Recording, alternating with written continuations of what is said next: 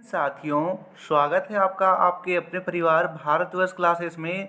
इस वीडियो में हम आज दिनांक 13 जुलाई 2024 शनिवार को प्रार्थना सभा के क्रम में पढ़े जाने वाले मुख्य समाचार देखने वाले हैं।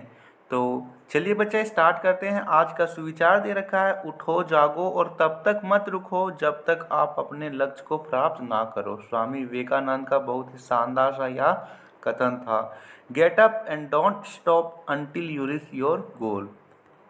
तो सबसे पहले हम आज के क्विज कर लेते हैं, उसके बाद हम यहाँ पर समाचार करेंगे। पहला दे रखा है प्राथमिक स्तर का, यहाँ पर दे रखा है समाचार। इस प्राथमिक स्तर का समान ज्ञान का प्रश्न है जो कि कक्षा 1 से लेकर के 5 तक के विद्यार्थियों के लिए है। पहली दे रखा है तीन रंग के संग खड़ा केसरिया है श्वेत, हरा मध्य पेट के नीला, चक्र देशभक्ति का भाव भरा। क्या होगा इसका उत्तर?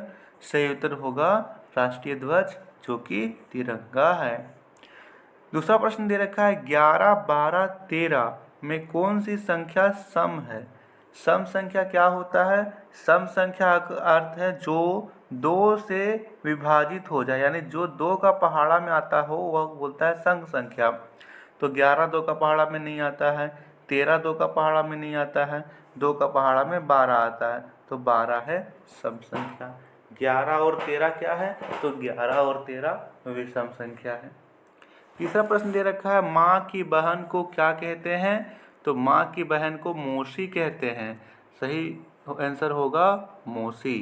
चौथा प्रश्न दे रखा है हॉर्स का स्त्रीलिंग क्या होता है? तो हॉर्स का स्त्रीलिंग होता है यहाँ पर मेयर, MERE मेयर।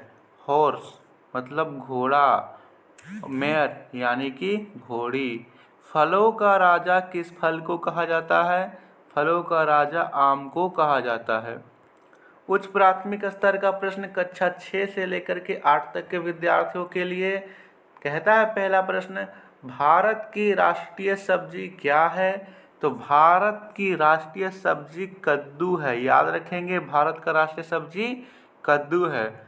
झारखंड के राज्य दिवस कब मनाया जाता है?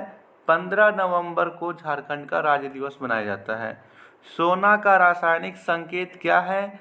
AU यानी सोना, औरम। झारखंड के नए शिक्षा मंत्री का नाम क्या है? वैद्यनाथ राम। बिल्कुल साथियों, वैद्यनाथ राम झारखंड के वर्तमान शिक्षा मंत्री है। पहले बेबी देवी थी, अब चेंज हो गया है। इंदिरा गांधी अंतर्राष्ट्रीय हवाई अड्डा किस शहर में स्थित है? तो यह नई दिल्ली में स्थित है। और बिरसा मुंडा यहाँ पे हवाई अड्डा जो है वो झारखंड में है। माध्यमिक स्तर का प्रश्न 9 से लेकर के 12 तक के विद्यार्थियों के लिए पहला प्रश्न भारत के दक्षिणतम बिंदु का नाम क्या नाम है? तो इसका नाम है इंदिरा पॉइंट। सबसे दक्षिणतम बिंदु का नाम है इंदिरा पॉइंट और सबसे उत्तरी बिंदु का नाम है इंदिरा कॉल। भारत के किस क्रिकेटर को मास्टर ब्लास्टर के नाम से जाना जाता है? सचिन तेंदुलकर जी को, और हिटमैन रोहित शर्मा को। सर्वदाता यूनिवर्सल डोनर रक्त समूह का क्या नाम है? रक्त समूह O नाम है। आगामी T20 वर्ल्ड कप 2026 किस देश द्वारा आयोजित किया जाएगा? तो भारत और श्रीलंका के द्वारा। चीनी का रासायनिक सूत्र क्या है? C12, H22 और O11। यहाँ पर इसका रासायनिक सूत्र होता है। बहुत सही। अब हम देखते हैं आज का समाचार। तो पहला दे रखा है अंतर्राष्ट्रीय समाचार नेपाल में लैंडस्लाइड से 2 बसें नदी में गिरी, 50 से ज़्यादा पैसेंजर लापता हैं। ड्राइवर सहित 7 भारतीयों की मौत हुई है, 2 ने कूदकर जान बचाई। नेपाल में भारी बारिश के बीच शुक्रवार सुबह एक हाईवे पर लैंडस्लाइड के चलते 2 बसें त्रिशूली नदी में गिर गई। घटनास्थल पर मौजूद अधिकारियों के मुताबिक दोनों बसों के चालकों समेत 63 लोग सवार थे। मीडिया रिपोर्ट्स के मुताबिक हादसे में 7 भारतीयों और एक बस चालक की मौत हुई, 50 से ज़्यादा लोग लापता हैं। राष्ट्रीय खबर है यूपी के 800 गांव बाढ़ में डूबे, दिल्ली लखनऊ हाईवे पर 3 फीट तक यहाँ पे पानी। मानसून अभी पूरा यहाँ पर हावी है, सब पूरा जोरदार मानसून यहाँ पर आ गया है।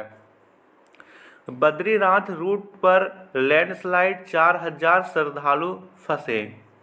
बिल्कुल तेज बारिश के कारण नेपाल यूपी बॉर्डर के करीब 7 जिलों में बाढ़ जैसी हालत है। पीलीभीत, लखीमपुर खीरी, बहराइच, श्रावस्ती, बलरामपुर, सिद्धार्थनगर और महाराजगंज के करीब 800 गांव में 20 लाख लोग से अधिक लोग बाढ़ से प्रभावित हैं। एनडीआरएफ और एसडीआरएफ की टीमें रेस्क्यू में जुटी हैं। राष्ट्र की खबर दे रखा है 1500 पीजीटी शिक्षकों को मिलेगा नियुक्ति पत्र। 7 विषय के नवनियुक्त शिक्षक ज्वाइनिंग कर रहे थे इंतजार। राज्य के +2 शिक्षकों में राज्य की कमी अब दूर हो जाएगी। अब 1500 पीजीटी शिक्षकों को ज्वाइनिंग लेटर दिया जाएगा। आज जिन विषय के शिक्षकों को नियुक्ति होनी है उसमें हिंदी, संस्कृत, अंग्रेजी, इकोनॉमिक्स, कॉमर्स, गणित और इतिहास विषय शामिल है। खेल जगत का समाचार है यूरो 2024 फाइनल। 15 मैचों के बाद यूरो 2024 अपने अंतिम मुकाबले के लिए तैयार है। स्पेन और इंग्लैंड रविवार को फाइनल में भिड़ेंगे। शिक्षा कैरियर टेक्नोलॉजी का है। पूर्व अग्निवीरों को सीआईएसएफ बीएसएफ में 10% आरक्षण। पहले बैच की आयु सीमा में 5 साल की छूट मिलेगी। फिजिकल टेस्ट नहीं देना होगा। अग्निवीर पर केंद्र सरकार के फैसले के 2 साल बाद सीआईएसएफ और बीएसएफ ने गुरुवार को पूर्व अग्निवीरों को 10% आरक्षण देने का ऐलान किया है। इसके लिए तैयारियां शुरू कर दी गई है। जल्द ही नियम लागू किए जाएंगे। चलिए आज का महत्वपूर्ण दिवस दे रखा है 13 जुलाई को। कोलकाता के साप्ताहिक समाचार पत्र संजीवनी ने ब्रिटिश सामानों के बहिष्कार का सर्वप्रथम सुझाव दिया था। आज ही के दिन 1974 को हेडिंग्ले स्टेडियम में भारत ने अपना पहला वनडे मैच इंग्लैंड के खिलाफ खेला। आज ही के दिन 2013 में भारतीय महिला लेखिका शर्मिला रेगे का निधन हुआ था। ठीक है, बहुत सही। आज का word of the day they रखा है इंटेलिजेंट। इसका मतलब होता है बुद्धिमान। डोब्रो इज एन इंटेलिजेंट बॉय। डोब्रो एक इंटेलिजेंट लड़का है। प्रेरक प्रश्न दे रखा है हॉकी के जादूगर ध्यानचंद। हॉकी का जिक्र हो तो मेजर ध्यानचंद की तस्वीर अपने आप ही सामने आ जाती है।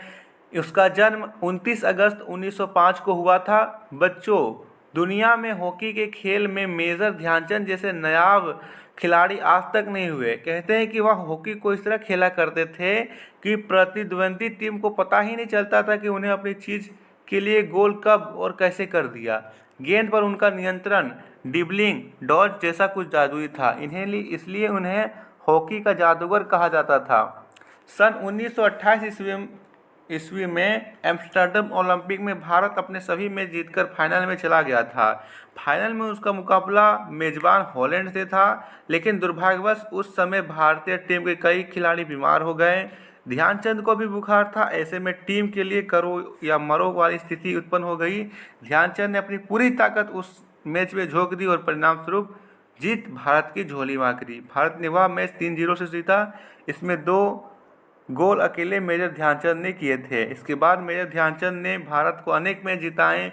मेजर ध्यानचंद ने अपने हॉकी खेल में भारत की एक प्रतिष्ठित जगह बना दी। लोग कहते थे कि हॉकी के खेल में जो सर्वोत्तम है वह भारत के पास है और जो हॉकी में सर्वोत्तम है वह ध्यानचंद के पास है। 3 दिसंबर 1979 को हॉकी के इस जादूगर के लीवर की कैंसर के कारण निधन हो गया। आज उसकी याद में उसके जन्म दिवस 29 अगस्त को पूरे देश में खेल दिवस के रूप में मनाते हैं। तो ये था शानदार सा प्रेरक प्रसंग। वीडियो को लाइक और शेयर कर दीजिएगा। बहुत बहुत धन्यवाद।